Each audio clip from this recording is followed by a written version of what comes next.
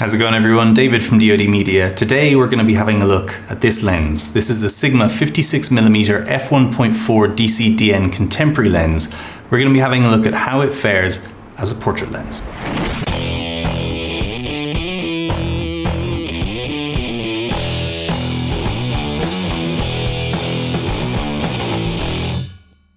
So this is the third installment in Sigma's contemporary line of lenses for crop sensors for APS-C and micro four thirds, which means that at 56mm on a full frame reference, on a 35mm reference, on an APS-C reference, which is a 1.5 times crop sensor, this is actually going to be more like an 84mm perspective. So it'll look similar to if you put an 84mm lens on a full frame camera. And then with the micro four thirds, which is a 2 times crop factor, it's actually going to look more like a 112mm lens. Now, this lens is being sort of marketed as the crop sensor portrait master. And Sigma sent me this as a loaner so that I could review it and get some hands-on time with it. I've had it for about a month and a half now. But if you've watched any of my lens reviews, you'll know that I don't do pixel peeping, I don't do shooting charts, that kind of thing, that really kind of spec analysis.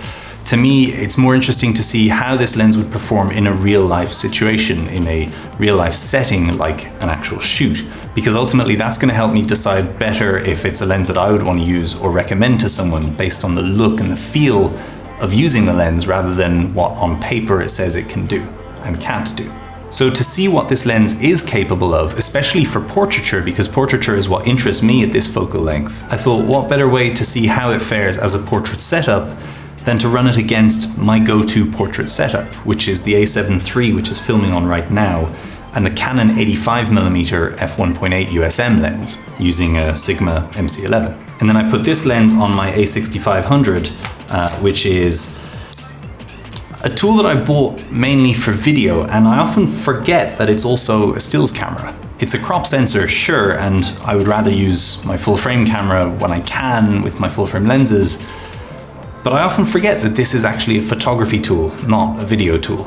Just that I bought it as a video tool. So anyway, with these two cameras, I'm getting an equivalent of 84mm on this, and I'm getting a true 85mm on the full frame setup. So very similar. So I organized a shoot in the park near me. All I was using was a Godox 8400 Pro in a big umbrella softbox, which is actually just off frame there. And that was acting as a key light pointing down at the model, who stood pretty much with the sun directly behind her. So very strong backlight. So what I wanted to see was how the Sigma dealt with sharpness wide open, because Sigma have a bit of a reputation now with their art line and also with these contemporary line of lenses of having incredibly sharp lenses, even wide open at f1.4. I wanted to test the autofocus against a really harsh backlight, see if there was any hunting in the lens going back and forth, trying to lock on to that face. And then finally, the bokeh, the quality, the render of that image, how this lens handles out of focus. Honestly, those are the 3 things that I'll tend to look for in any lens that I'm trying out, that I'm interested in buying. But here are some side-by-side shots. One of them is from my go-to portrait setup, which is the a7 III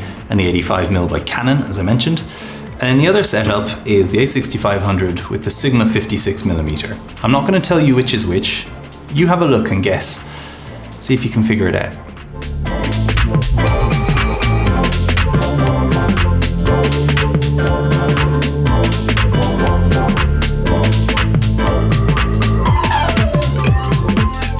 And then here's a second shot.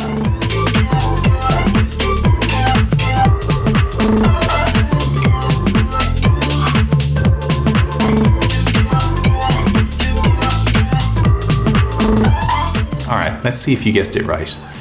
The images on the left were shot with the Sigma 56mm. Here's a close-up portrait that I shot. I mean, just look at that background. So does this compete with my go-to full frame setup? I'd say it's pretty damn close. The focus was incredibly quick to lock on. There was literally zero hunting. It was just so fast. It literally just snaps to the subject that you want to put in focus and locks onto it. And all of that was despite having that really strong sunlight pretty much directly behind the model. As for the sharpness wide open, it's just as good as any other Sigma lens that I've used or owned, which is just awesome, wide open. And the bokeh, the separation, that background and foreground blur, the aesthetic of it, it just rendered really, really nicely. So that's all the good stuff. What about the downfalls? Well, to be honest, I can't really fault the lens for anything. The main downfall that I had was not being used to this camera body, because as I said, I don't use this for stills ever, I use this for video. So just the handling of it, no IAF. I realize how used to and dependent I've gotten on IAF on the a7 III, but this doesn't have that. So there are a few shots where the eyes they weren't locked on focus. It was sort of the tip of the nose or the top of the eyebrow. But if you have, for example, the a6400, I think that's a crop sensor camera that does have IAF in it, I think. So would I be happy to use this setup? Absolutely. As I mentioned, this is sort of a video tool for me, and actually with the a7 III now, I use these as an A and B camera. So I would very gladly put this lens as a B camera in an interview, just slightly off to the side to get that punched in side shot of the interviewee. I think that would look incredible. The autofocus in video is very reliable. All of these lenses are super reliable. Sigma's done a really good job of making sure that the lenses can actually, benefit from the autofocus system that's built into the camera.